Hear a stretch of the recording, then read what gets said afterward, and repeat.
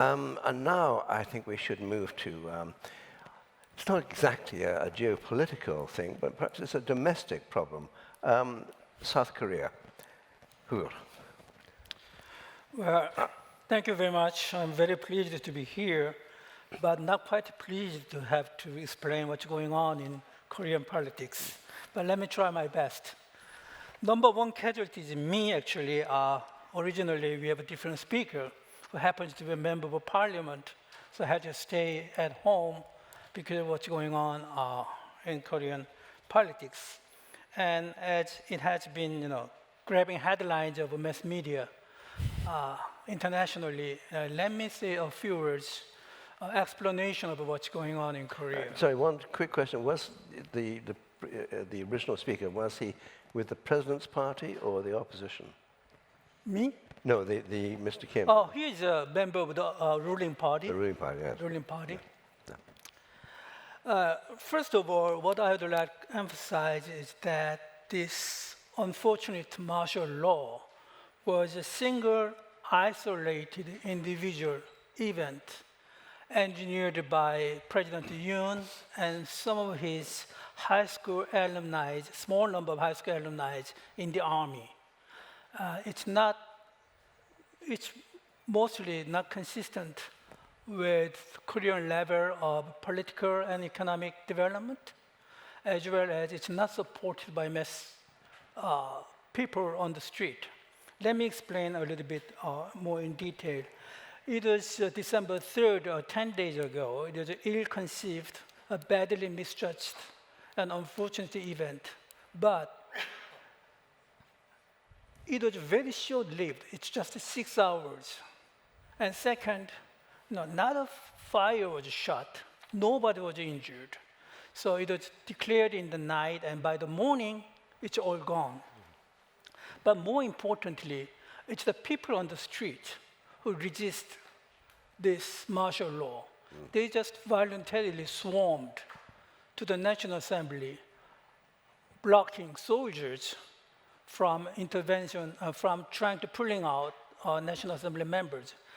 And it's fair to say, actually, even the soldiers were very reluctant to obey the order so that they are not aggressive at all, creating enough space for the member of parliament to get in. And according to the constitution, they voted unanimously, not only by the opposition member, but also some member of the ruling party who was present over there, unanimously agreed to lift this martial law. Actually, it was just 2 hours and 30 minutes after the imposition of a martial law. So what we have seen is not the decay of a democratic Korea, but rather attestation of a democratic resilience of Korea, because it's just the people on the street who said clearly no to this ill-conceived attempt.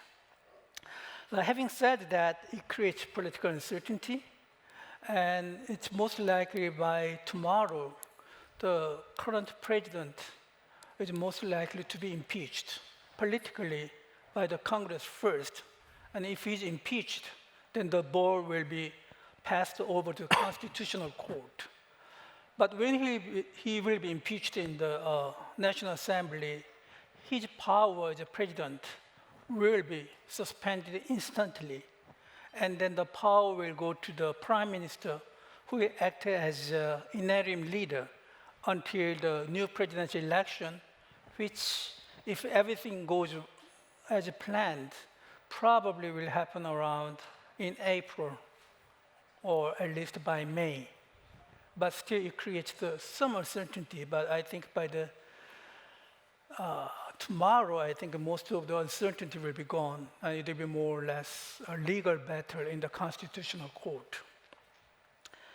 And another thing I would like to point out is that, yes, there was some short-term turbulence in the financial market, but basically it was contained to an acceptable degree. All the credit rating agencies like S&P and Moody all said Korean economic stability is intact, and they don't have any intention to change their rating of Korean sovereign rating.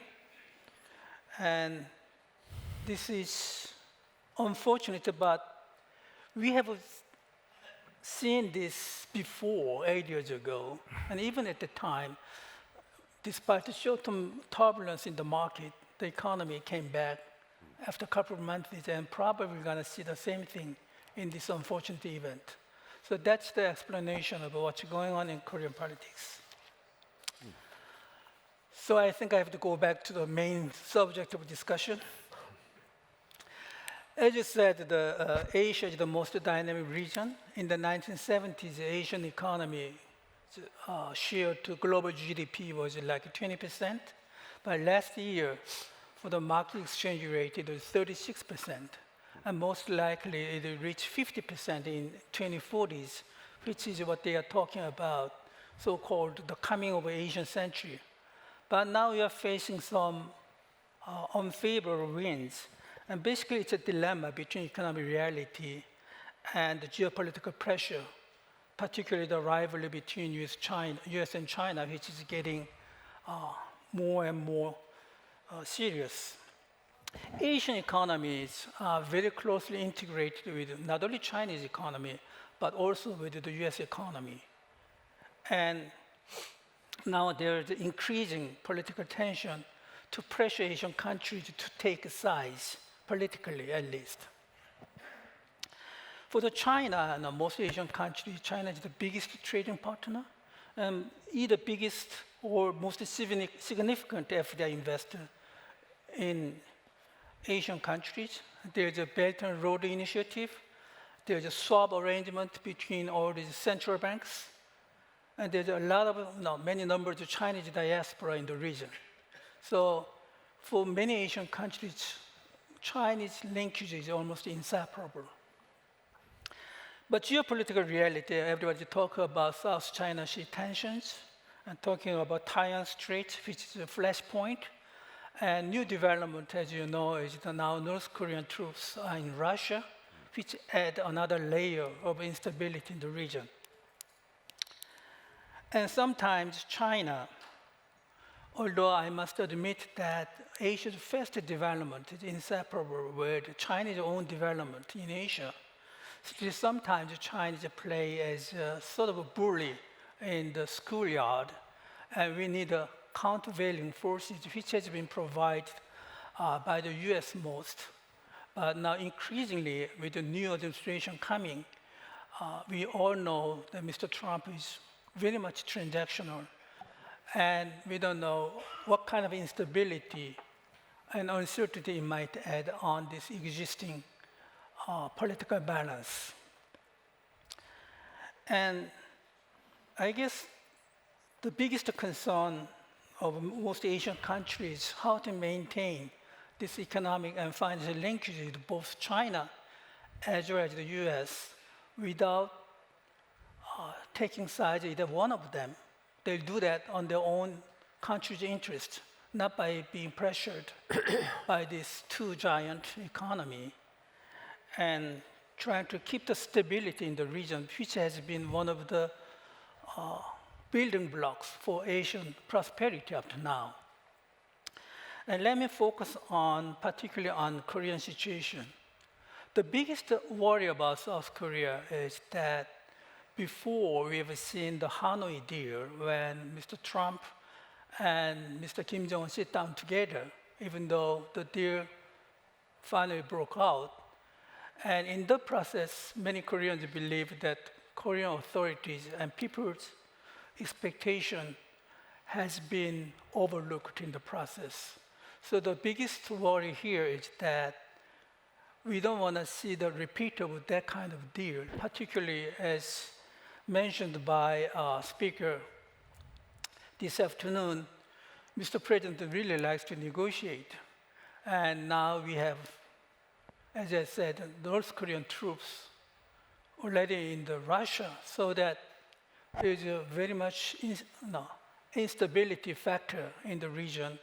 And whatever deal or negotiation that incoming President Trump might have with North Korean leader, we hope that there will be very in close consultation with South Korea without skipping over Korean interest. That's number one. And number two is that we have something called Camp David Declaration, where Korea and China, Japan and the US all committed to more closer relationship, tripartite relationship in the region. And despite all these changes in the political government in all three countries, we hope this relationship is going to continue as a stabilizing force in the region. You might tend to forget, but it's just a 1 hour drive from South Korea capital Seoul to the North Korea. Just a 1 hour drive up in the north. And as I said, North Korea is not the North Korea before, because now they have much more nukes, much more developed ICBM, new alliance with Russia, and they can be a very much destabilizing force, adding on the South China Sea as well as Taiwan Strait issue. And one thing I must add is that already Mr. Narayama already mentioned that there is a growing importance of India in the region. It's already fifth largest economy, and pretty soon it will be third largest economy. And it's sort of very neutral to both China as well as the US. So it can be very much stabilizing force in the region. Korea is also strengthening our relations with the India, of course, not only India, but all the rest of the world. And I guess India will going to play a more important role. And there was a brief mention about CPTPP. Now that WTO is in paralysis, I think this kind of regional arrangement is very important. Now, Korea also wants to join the CPTPP, and also, even though it's not a trading regime itself, also actively participated in the IPEF. And I think all these regional arrangements, whether it's trading or just a talking shop, can play a stabilizing force in the region. Thank you. It's quite ironic in the sense that the UK is now a member of the CPTPP. Yeah. Yes. Just one quick question. If I remember correctly, Kim Dae-jung had a sunshine policy towards North Korea. Do you see any prospect of a future or present South Korean leader following the same policy, or is the action now of Kim Jong-un so much that there will never be that sort of attempt to reconcile? I mean, I cannot say for sure, but many Koreans now believe the sunshine policy, despite its good intention at the beginning, actually earned time for North Korea to develop its nuclear missile. And now that North Korea has now new alliance with Russia, I don't think there will be a comeback of a sunshine policy. But having said that, we don't know who will be the ruling party in the next presidential election. But the current opposition party has been more sympathetic with North Korea.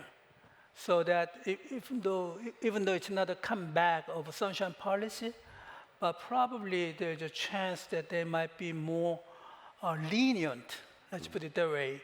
They might put peace over, short-term peace over long-term stability.